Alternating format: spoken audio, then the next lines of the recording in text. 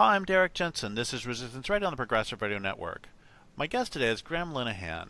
He's an Irish television comedy writer and director who, often in partnership with Arthur Mathews, has written or co-written a string of successful television comedies. He's best known for creating or co-creating the sitcoms Father Ted, Black Books, The IT Crowd, and Motherland. He's been married to Helen Linehan since 2004. They have 2 children. So first, thank you for your work in the world, and second, thank you for being on the program. Thanks, Derek. Very happy to be here. So you have been involved in something of a controversy the last bit. Do you want to talk about that? Yeah, I kind of decided a few months ago to jump with both feet into the debate around gender identity, trans issues, and women's rights. And basically, I've gotten into a lot of trouble for highlighting some of the conflicts between those 3 forces, or 2 forces, yeah, it's been quite a wild couple of months. So can you talk a little bit about the conflicts between those groups and what's at the core of it, and also what have been and what are some of the sort of perhaps surprising public discussions that are had over. There's public discussions that aren't had, as the case may be. Yeah, I find it extraordinary that I mean, I often see something quite amazing that's happened. The latest is this Jonathan Yaniv guy.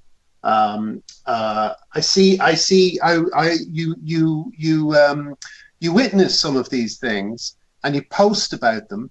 And in the past, I've been familiar with Twitter's kind of ripple effect, that if you speak about something, then you can often see, maybe not because of you, but often you can see that subject matter reflected in the wider list of people you're following on Twitter. You know, it's one of the 3 or 4 things people are talking about every day. You know, but with this, it's crickets. You don't, unless it's the gender critical women and feminists that I've been following, people simply don't speak about it. And I do find it extraordinary. I really do. I can understand wanting to keep your head low because of the abuse that's often meted out against people who try and talk about these things. But what I can't understand is, you know, once there has been a kind of piling up of incidents and things that are quite obviously either unfair or misogynist or hateful, I'm very, very surprised that more people aren't at least talking about why we're not allowed to talk about it. You know. So you mentioned a person's name, and let's get some specifics on some of the craziness that's happening out there. Yes. The person's name. This has to do with. Well, you can tell the story of this person wanting his genitals. Anyway, go ahead. Yes. Well, Jonathan Yaniv is a guy. I think he's Canadian, and he runs a Twitter feed called Trusted Nerd. I think the photograph of him on his own Twitter feed is a guy with a pair of Google glasses on, smiling at the camera. And this is someone who apparently is also known as Jessica and has been writing to women these are not women who are part of any larger group. They're just women working from home as massage therapists, and demanding that they wax his genitalia, which are male genitalia. So these women, I'm sure very respectfully, apologized and said no, because they only do women. They only work with women. And now he's suing them. He's suing about 16 of them. I think 16 is the number. Not only that, but he seems to be successfully getting women taken off Twitter for talking about it. His biggest victim is Megan Murphy, a respected feminist worldwide who's just been taken off Twitter for calling him him. And here's the interesting thing. She called him him before Twitter introduced their new rules. So it was a historical offense that they've just now decided that she's guilty of. It's the most extraordinary thing. I've never seen anything like it. So just to be clear, there's a male who wanted females to touch his genitals, and when they didn't, he sued them. And then when other women call him he, then they are kicked off various platforms. Yeah, that's essentially it. And doesn't that And seem kind of crazy to you? oh yeah, I mean, I have to say this latest example, it it really knocked me back because I kind of thought, well, eventually the fever will break and people will realize that this is just wrong. But the fact that not only did Twitter ban her, but when she went to what's the word protest the decision, they said no mistake, permanent ban for that, and it bears out my experience, which is that I think that there are people within the trans movement, and I've always said this. This has been my position from the beginning, that there are people within the trans movement, fetishists, con men, and simply abusive misogynists who are basically using the whole discussion as cover. It has afforded them a chance to dump on women in a way that, Gamergate, the previous misogynist anti-woman campaign, could only have dreamed of. And in fact, I think this is the most successful. I would say this is the most successful front in the war on women that I've ever seen. I don't think there's anything that comes close. Well, I think I would agree with that or I certainly would agree with that, in that these days, even, for example, midwives associations are no longer allowed to talk about pregnant mothers. They're no longer talking about pregnant women. They're no longer allowed to talk about mothers. This is really about erasing, and women are no longer allowed to talk about. Oh, I saw this article the other day that talked about menstruators. It didn't talk about women. It talked about menstruators. And yes. So the reality of women's the women are no longer are being banned or are being censured for speaking of women's reality. Yeah, exactly. And it's making it boxing women into a smaller and smaller space until there's no space for them. My favorite example is the Rape Crisis Centre that was closed in Glasgow because they refused to allow men in. They obviously have a lot of women who are vulnerable and would like private spaces away from men. The Scottish government wouldn't give them the funding unless they allowed men. So that's a rape crisis centre that's closed down now because of this, and I sometimes I sometimes get into arguments with people who say women will notice this and they will fight back and they will never let it happen. And my argument is it is happening. It has happened. And the effects are already being felt by vulnerable people, like the obvious examples. Karen White recently, who sexually assaulted some women in prison. The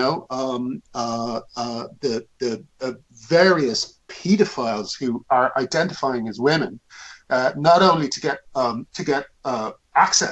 easier access to men, but also to children, but also to to kind of cover their tracks when they're caught, and to get to receive kind of more slightly gentler treatment when they're in prison. I mean, there's all sorts of obvious consequences to some of these ridiculous positions that are being floated as if they're just fun thought experiments, but they have real life consequences, and they're already being felt. I mean, one of the main. Sorry, I'm ranting now, Derek. But one of the things for me that it comes down. I often this is often the when people are really pressuring me to stop, because that's what I get all the time. Most people want me to stop. Friends and enemies, they all want me to shut up about it. My friends, because they think that it's beginning to define me, and my enemies because they just don't want me to talk about it. They don't want people's consciousness to be raised about this stuff. But the thing I keep coming back to is there was one particular guy who I'm going to see if I can just quickly call him up, who was his name is Jacinta Brooks. And I really recommend you look up Jacinta Brooks, especially the Metro piece, which is an English newspaper. And I'm not sure whether they've changed it recently, but the whole, his real name is Duncan Smart. He looks like Bill Sykes from Oliver. He is a huge guy, obviously a guy. He even has like a 3-day beard growth on his face. And all through this piece in the Metro, he's referred to as she.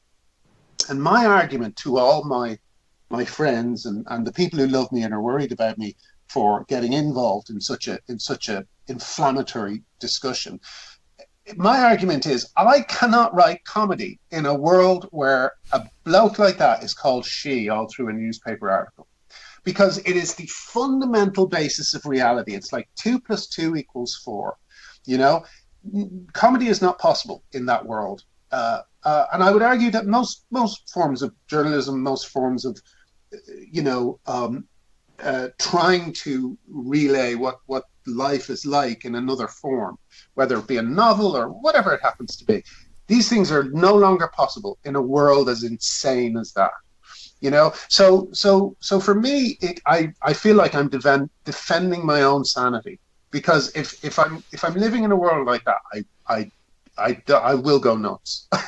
Well, that's one of the reasons I really wanted to talk to you, is because words are our vocations. Words are our life, and words are our art, and words mean something. And one of the things that I have found completely horrifying about this entire discussion, apart from the rank misogyny, not this discussion, but the larger cultural discussion, is the fact that laws are being changed, and the words, they're being changed upon self-identification, which self-identification is meaningless in all cases. I can self-define as a cricket player, even though I have never even actually seen a cricket match. But I can self-identify as a cricket player, but that doesn't make me one. Or when I get in these discussions, I will ask. They will say, like in the New York Times, it will say that someone who is a male, they'll say they're a female. And it's like, okay, define female, define woman. And, woman is defined as an adult human female. And if you ask somebody, someone who is promoting the transgender ideology to define woman, they can't do it without it being tautological and non-verifiable / falsifiable. And that's what any definition is. If I ask you to define a square, you make a definition. You can't say a square is something that looks like a square. You can't say a square is something I call a square, because that's not a definition. But that's routinely what happens in this, and I can't believe that mainstream journalists, as much as I have gone after them over all the years for all of the absurdities they can say, I can't believe that they push an ideology. It's like writer. Stephen King gave a definition of a writer, and we can disagree with his definition, but his definition is a writer is someone who has created a piece of, has written an essay or story or something, and then they received a check for this essay, and they put the check in the bank, and then use that check to pay their power bill. Yeah, I like that definition. And we can disagree with his definition, but the fact is, it's a definition because it's not tautological, and it is verifiable / falsifiable. And that's one of the things that, as well as destroying women's rights, this is destroying language. Yeah, exactly. And it's once you start to degrade language and the things that language mean, then the people who are going to flourish are the people who understand the deliberately obscure uses of the language. For me, one of the reasons I think that the you hear no debate accompanied by or kind of spouted by a lot of trans activists, no debate. It's not because they think that the debate is evil. It's because they know that they will be made fools of if they get into a TV studio or a radio discussion with anyone who knows what they're talking about and isn't frightened of them. The positions they hold are so utterly absurd, so disgraceful and unfair, and like my favorite example, Pippa Bunce, who recently won businesswoman, got into a list of top 100 businesswomen. Pippa Bunce is a cross-dresser who some days of the week doesn't even dress as a woman. He just, Monday to Wednesday dresses as a woman, the rest of the week dresses as a man. And they are literally saying that he is literally a woman, a cross-dresser who doesn't even do it full time, is the same sex as my wife and daughter. If you get that into a TV studio or a radio discussion program and you start talking about it, you're dead. And that is why they say no debate, because their high priests will immediately be exposed as frauds. And it's one of the things I find. Okay, so I have a friend who has recently kicked off Facebook for saying that, for simply giving the statistics on male violence against women. That's it. Wow. And she got kicked off Facebook, and she got banned for a while. And she came back and she said, I've learned my lesson. I'm going to be careful now, and I'm not going to give statistics on male violence against women, which is the point, of course. Yeah. And can we throw out a few more of the absurdities? I'll throw one out and then just throw some more out if you'd like. One of them is that it is called hate speech to say that the penis is a male organ, or it is hate speech to say that women don't have penises. Those have been called hate speech. Yeah. Do you have some other examples that you'd like to throw out, or other examples of just some of the? I don't think. Oh, I'm going to throw out one more, which is just appalls me that even I live in a fairly conservative county in California, and even this county, because this is a state rule, if the boys and girls, if they go on a trip, an overnight trip, if there is a male who identifies as transgender, that person will be housed with the girls, and here's the point: the parents of the girls cannot be told by the school. Oh yeah, no, we have that here. There's a woman called Helen. I'm so sorry, I can't remember your second name, but there's one. I'll check it out. But Helen, I think it's Helen White. No, I'm thinking of that other story. No, well, anyway, Helen. Whose name I will search as we hold on a second. Let me you edit this, I hope. Oh yeah, okay. I got it. It's Helen Watts. Her name is Helen Watts, and she was a Girl Guide leader over here. Girl Guides, I guess. I don't know if this is the same equivalent over there. Girl Scout, probably. Girl Scout, yeah. Girl Guides over here. And she raised safeguarding concerns about exactly this policy. And it's very interesting to me that the policy is the same in where you are as it is here. Boys identifying as women would be housed with the girls, and so would the teachers. And she raised concerns, and for that she received the kind of the worst thing they can do to you, which is they expelled her from the Girl Guides. I mean, as I say, when I have these arguments with my friends where they say women won't stand for this, I point to things like this, and I say it's already happening.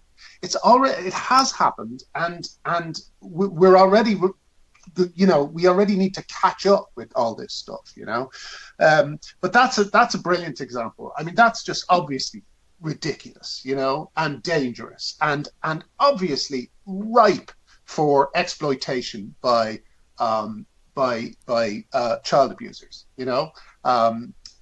It's also uncomfortable for girls who are going through, who might be going through puberty and stuff like that, would like to do that in private, but they are actually being told that they must kind of, shut up about their discomfort, shut up about their desire for privacy, and put up with it. And if they don't, they are bigots. It's just extraordinary to me. The other example that I just find it amazing that there's not more of a scandal about this and that more people aren't speaking about this is women's sport. Rachel McKinnon, the cyclist who has been tearing up the women's cycling records because he's a man. He's a man who is taking part in all these races that were made. The reason we have segregation in sports is so that women have a fair playing field, and that's just being taken away by people like Rachel McKinnon. There's a guy called Hannah Mounsey. Sorry, I'm misgendering all over the place. I better be really careful. But that's hate speech. Hannah Mounsey in Australia broke a woman's leg and is still playing rugby, a women's rugby, and you have to ask yourself as well, there's a question about these people's character as well. Like, if you are physically, you got your extra levels of testosterone, you've got the increased body density, all of these things. If you have all of these things and you still want to compete against women, you're a sociopath, because most people who want to compete, they want to do so because they want to test themselves against similar people and feel that they were the best and come out on top. But if you are doing it to a group of people who you have an advantage over, then there's something deeply wrong with you. And it's not just it's not dysphoria. Yeah, why don't we go ahead and have them be trans age as well, and then they can play against junior high school students. Well, isn't there that famous photograph of the 50-year-old guy with all these young girls in a basketball team? I mean, you see these photographs, and when you share them, there's an interesting thing that is possibly for another conversation, Derek. But there's an interesting aspect to all this that if you share these stories, if you spread them and make people aware of them, you somehow look a bit crazy because you see a photograph of someone like Hannah Mounsey with all these women who are like half his size, trying to bring him down in a rugby match, and you think that someone must be, being just, unnecessarily satirical or something. It's a Monty Python sketch. Yeah, it doesn't feel real, But then, you have to point it out. You have to say, no, this is real. This is a real person, and they're really doing it. These are real women who are having real places taken from them by a man, and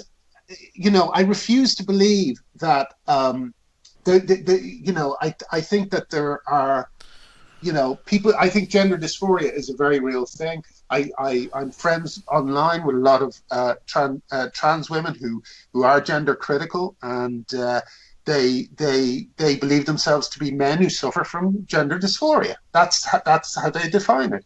But the new definition, it doesn't really. You don't have to have dysphoria.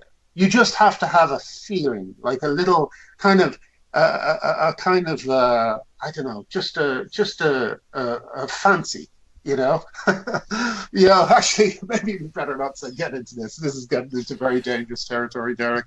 This Can you cut out that last bit? Actually, this is well, it's true though that Mhm. there's only self-identification, and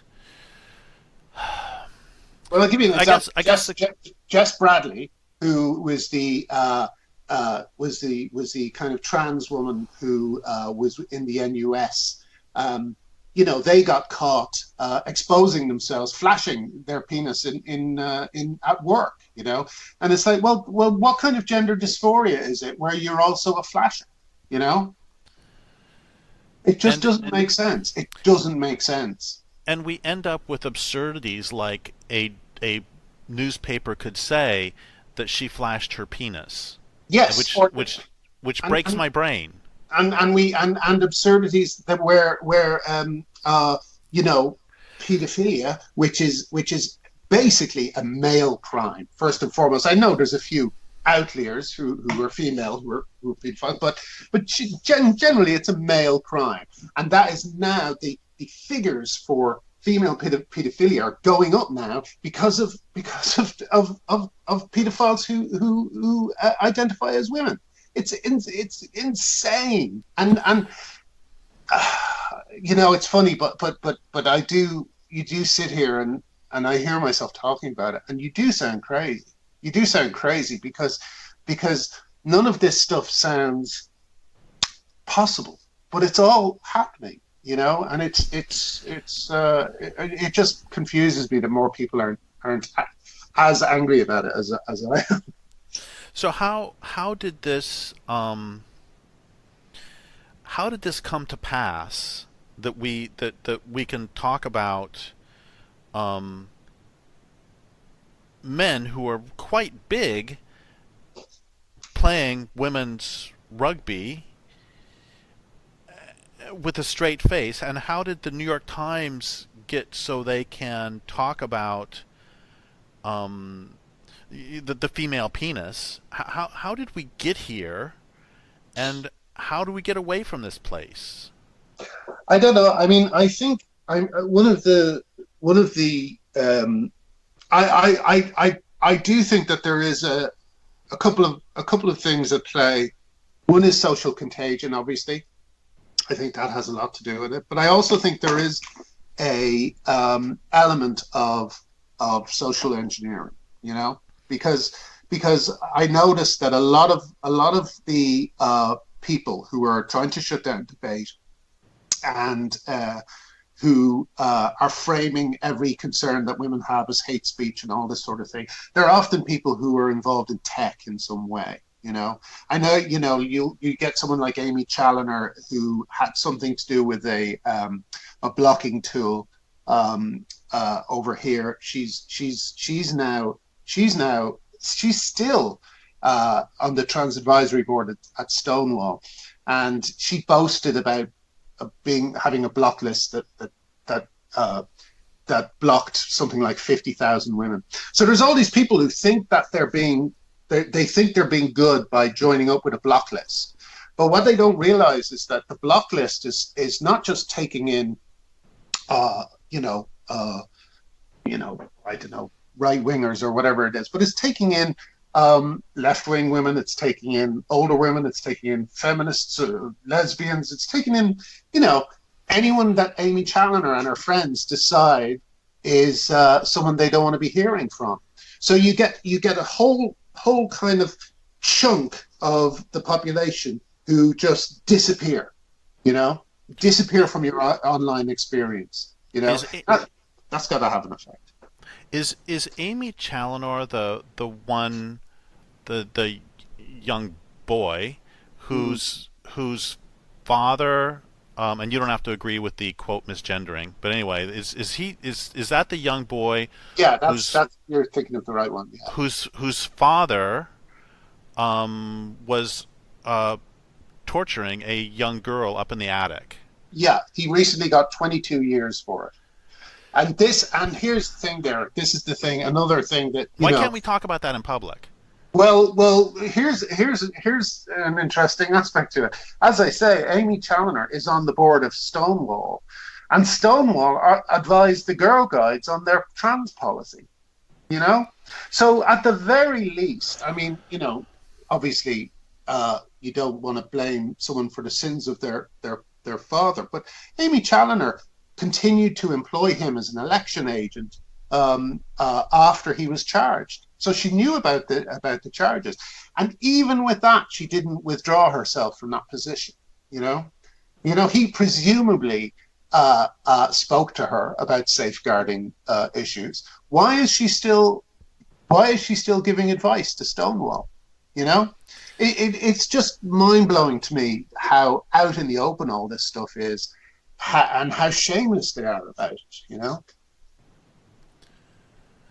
So what are we going to what do those of us who care about language, and what do those of us who care about women's sports, women's rape crisis centers, what do we do?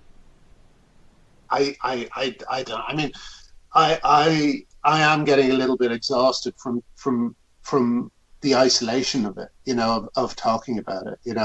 I said today, all these church mice out there on Twitter who have opinions on everything under the sun except this subject. I just, where are they?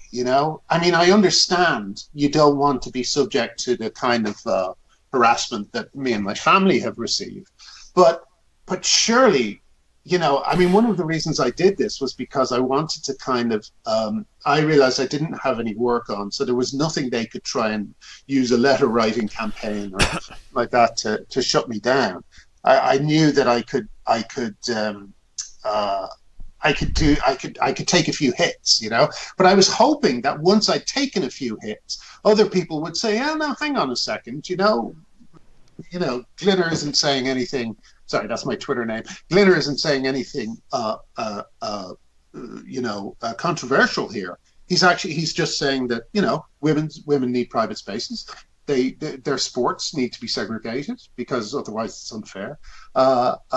They need to be able to talk about health issues that affect only women. These aren't controversial. These are not controversial positions, and yet people are refusing to stand up and take a stand and talk about them. And I did think by now a few more people might have joined in, but no, it's crickets out there.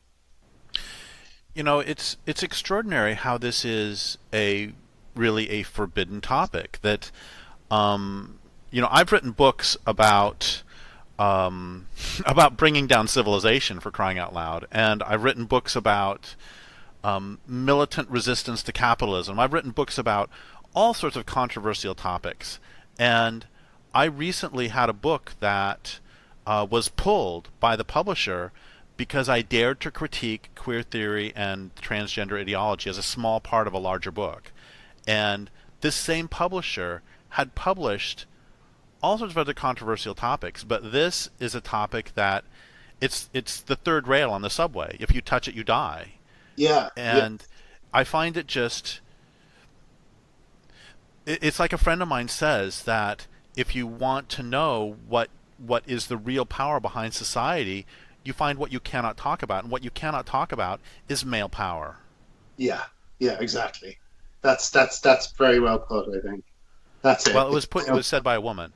Yeah, yeah, But it's extraordinary. Megan Murphy recently lost her publisher over this. It is the silencing. So we only have a couple minutes left, like 5 minutes left, and I think I mean, you can focus on whatever you want to finish, but one thing I might like you to do is, because you and I are both, discourse is is our work, and can you talk for a minute about a bit more about the silencing and about the fact that this is a what does it mean for discourse when there is a subject like this that is a third rail, that if you touch you die. Oh wait, I want to say one more thing, which is my introduction to this whole topic was that I'm part of a group called Deep Green Resistance that I helped found it, and at one point we were going to have a conference, and the women were going to sleep where the women were going to sleep, and the men were going to sleep where the men were going to sleep, and and if anybody wanted to sleep together, we didn't care. But it's like if women want a segregated space, they can have it. And this male who identified as transgender, basically as a provocation, said that he wanted to join the group and then come. And we said that's fine, and we will call you by the name that you choose to be called by, but we won't call you she, and also you can't sleep with the women because the women made that decision. That's all fine. I didn't think it was particularly controversial, but within a week, I had received scores of death threats. The women in DGR had received scores of rape and death threats. People threatened to murder their children. They threatened to burn down their houses. Yeah. I found it absolutely. I was kind of stunned. I didn't think it was particularly controversial. It's like, yeah, you can wear a dress, you can wear whatever you want. I don't care, but you can't sleep with women. And boom, right Yeah. then. Yeah. Yeah. So I guess a couple things. Can you talk a little bit about the harassment, and then can you talk a little bit about the what this means for those of us who care about discourse? Well, I mean, since I made the decision to start talking about this, I knew there would be pushback from all sorts of areas. But what I didn't quite realize was it goes from people who are ideologically opposed to what you're saying, telling you to stop, but then it starts to kind of bleed into people who agree with you, telling you to stop. I mean, most people online have been very happy to have me on their side and speaking up. But you do get, I don't know, people do get very, very nervous, because it as you say, it's like putting your hand on a flamethrower. The opposition is so extreme and so frightening that eventually everyone is asking you to stop. But my feeling is that I can't because it's too important, and it's too important to the women in my life, and it's too important to me. I how can I ignore something that I say it to people? I say, I'm now in a position where I can answer the question honestly of, if you were around at the time of something terrible happening, like Nazism or whatever it happened to be, would you be one of the people who said, no, this is wrong, despite being opposed? And I feel happy in myself that I've been one of the people standing up and saying, no, this is wrong, despite everyone telling me not to do it. So, I don't know. As far as what it does for discourse, I think, I don't know. I mean, Megan Murphy being banned from Twitter for calling Jonathan Yaniv him, I mean, that for me is a really bad sign, because that's a retroactive ban, that is permanent as well. That to me basically is Twitter, or Twitter's engineers, or whoever it is behind the decision, saying, we will shut down anyone who disagrees with this ideology, through any means we can use, through every means we can use. So I don't know. I mean, maybe it'll be a good thing, because I don't think in the end Twitter can survive with that type of rule, and I think it might mean the end of the platform, which really would be a net gain for humanity in the end. Even though I did love what it gave us. I do think overall it's been a negative. Right, right. So, is there? We've got like 1 minute left. Is there anything that you would like to? Is there any one thing you would like to leave listeners with? Yeah, I just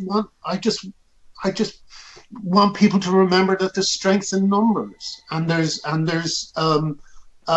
safety in numbers, and you know when things are wrong, you should be allowed to point out that they're wrong. Because if you don't point it out now when it's affecting other people, then you won't be able to, you know, you won't have a defense against it when it happens to you. You know, I mean, often people, the thing I can easily see happening because I've had experience with these type of people already is, you know, someone in a changing room, a man walks in, absolutely, you know, no indication that he's a woman in any way.